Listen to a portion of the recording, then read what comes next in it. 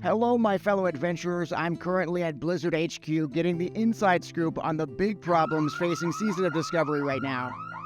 Before the security team comes for me, I'd like to say that I really have had a great time with this mode. Making new alts, learning new skills like cath boosting, and of course doing Blood Moon. But things aren't perfect right now, and Blizzard actually has their eyes on quite a few problems. Actually, let me get to someplace safer. So we've got Kata on the horizon, and there's this really big risk right now. If the problems facing Season of Discovery go unsolved, players might leave the mode.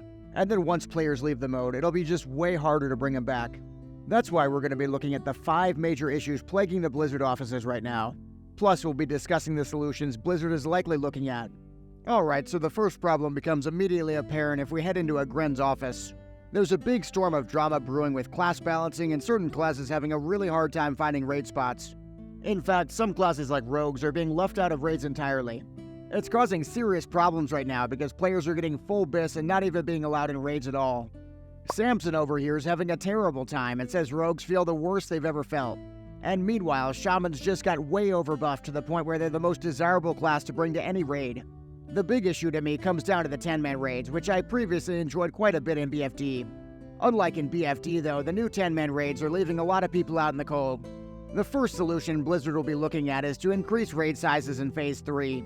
Making the raids bigger adds more potential slots for your rogues and your frost mages. And the devs will have the freedom to add in, say, a mechanic that only a rogue could do in the raid. In 10-mans right now, that's just not possible without completely breaking the game balancing. The second solution Blizzard is looking at will be more class balancing. Maybe a tweak to shamans, after all, Spencer shouldn't be having all the fun. As for other classes, getting the perfect balance in 10-mans is nearly impossible.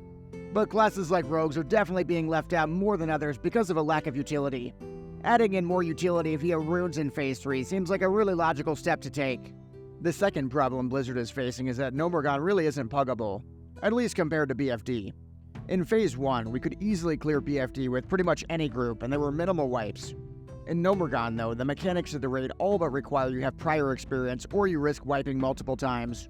That was completely fine when we were clearing the first week, but now groups have no more than 2 or 3 hours to commit to raids.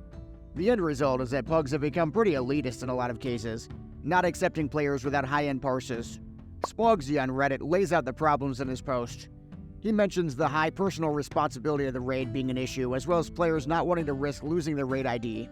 My personal experience is that I run guild runs on my priest every lockout and I hit 6 out of 6. But recently I pugged on my hunter and had a few wipes on Thermoplug. We were on track to clear the raid within 3 hours, but people ended up having to leave. The end result was a disappointing 5 out of 6. It's an experience that leaves all 10 players wanting to diligently check logs and make sure we run a meta comp. I wouldn't say that's a good lesson for the health of the game. As for solutions, that's where things are getting pretty controversial. The biggest solution that Gren lays out is just to join a guild. On paper, that does seem like a great solution, and it's the one I lean towards myself. At this stage of the game, though, most groups have already got their core groups set up. Unless you're willing to re-roll to a Flavor of the Month class, you're just going to be out of luck.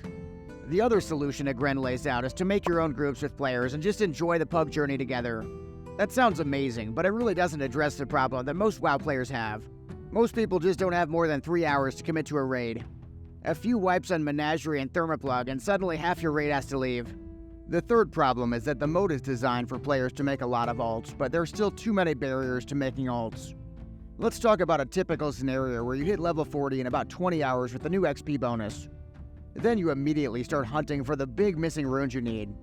That is a required step before you raid, since nobody wants a melee hunter missing a key rune like melee specialist.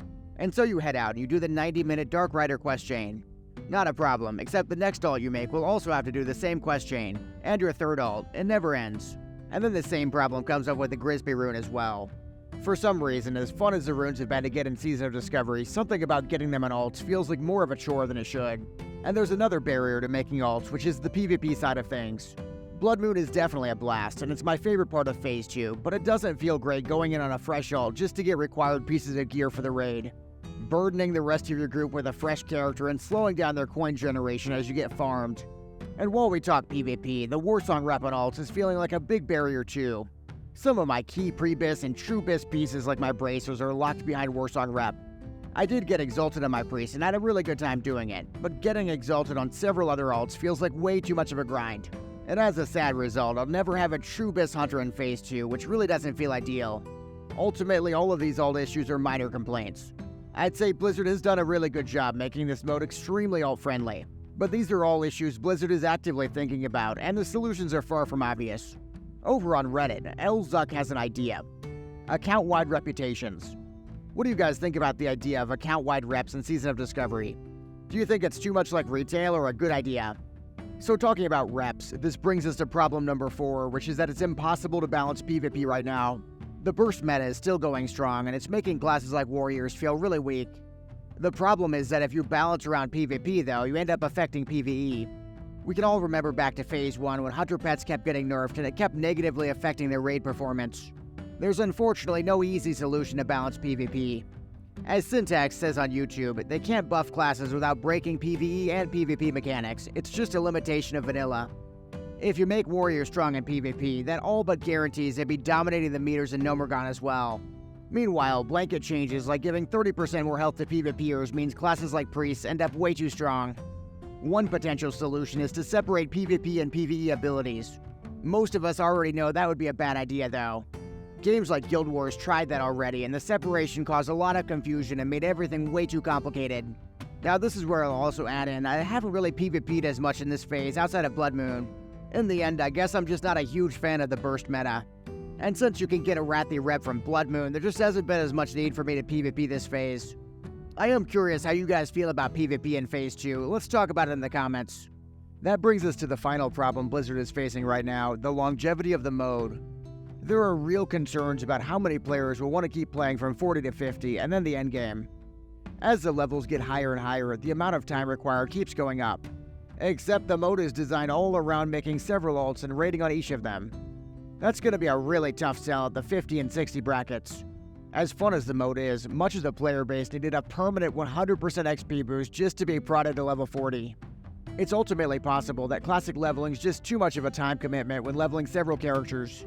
We've even seen a Gren straight up tweet that the classic leveling may not be compatible with an alt-focused mode at all. It is hard to say whether that means Season of Discovery is flawed itself. It also could mean that we just need a drastic leveling overhaul, maybe some form of Classic Plus. New zones for the mid-levels that get kinda tedious could be a really good start to Classic Plus. But I hold out hope that Blizzard will find solutions because I've been having a really great time with Season of Discovery. I've been doing things like mastering Cath boosts and working on new alts. What about you though? Do you think Season of Discovery has been a success so far, or is it a fundamentally flawed mode? Also, this video is going to be stirring up a lot of hot takes, so definitely share with your friends to see what they think. And then check out my AFK gold making guide to make tons of gold in time for Phase 3.